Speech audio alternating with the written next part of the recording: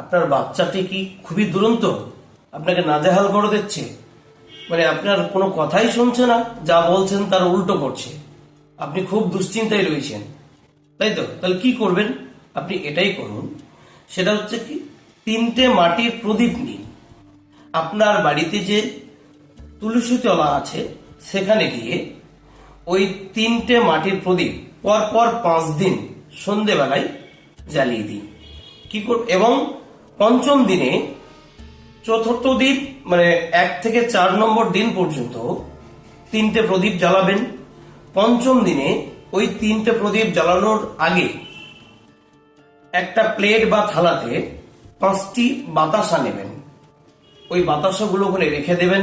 রেখে দেওয়ার পরে আপনি 3টে প্রদীপ জ্বালাবেন। যতক্ষণ প্রদীপ জ্বলবে, প্রদীপ জ্বলা শেষ মানে নিভে গেছে, সেই সময় ওই বাতাসা, যে 5টি বাতাসা রয়েছে সেগুলো সন্তানের বাবা, মা এবং সন্তান 3জন মিলে খেয়ে নিন।